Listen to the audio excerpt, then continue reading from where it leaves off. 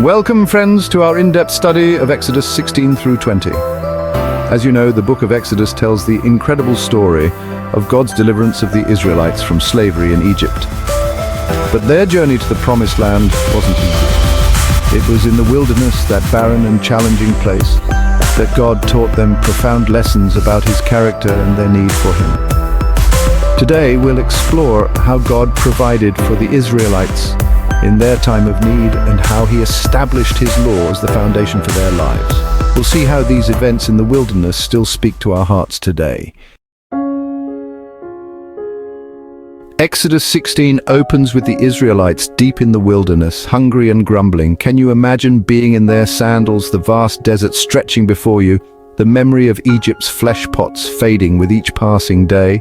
They had begun to doubt God's goodness, to question his love, but God, in his infinite mercy, responded not with anger but with provision. He rained down manna, bread from heaven, to sustain them.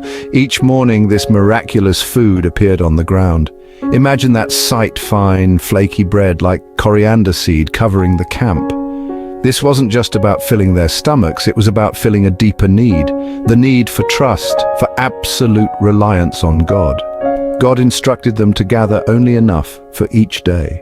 This daily provision was a tangible reminder to live in the present moment, trusting that God would supply all their needs. Just as God provided for the Israelites physically, he desires to provide for us spiritually each and every day. As we journey on in Exodus 17 and 18, the Israelites find themselves thirsty and weary. Their human limitations, their very human tendency to complain, rises to the surface again.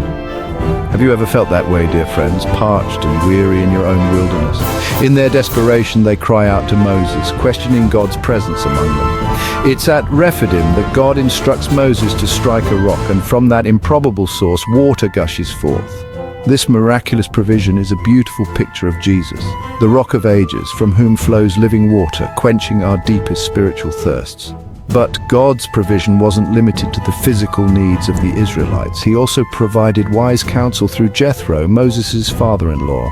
Jethro observed Moses' leadership and saw that he was overwhelmed. How often do we find ourselves in Moses' sandals, burdened and overwhelmed by the demands of life? Jethro's advice was simple yet profound. Delegate responsibilities, share the load.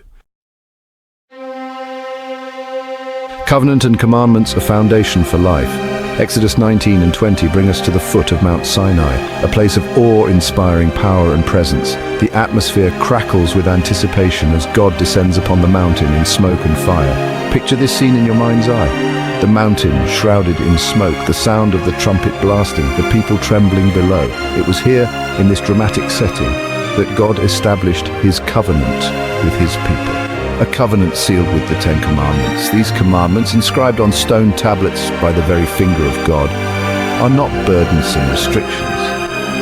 They are a reflection of God's character, a blueprint for living a life of love, righteousness, and holiness.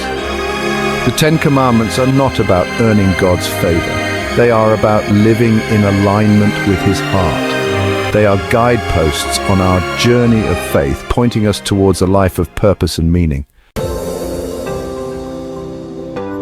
Living in the light of his provision and law, thank you for joining us on this journey through Exodus 16 to 20. We've witnessed God's faithfulness in providing for his people, quenching their physical thirst with water and their spiritual hunger with his word. Remember, God's provision and his law continue to guide us today. His law is a lamp to our feet and a light to our path. As we seek to live in obedience to his commands, we experience the fullness of his love and the richness of his blessings. Don't forget to like, share, and subscribe for more in-depth Bible studies.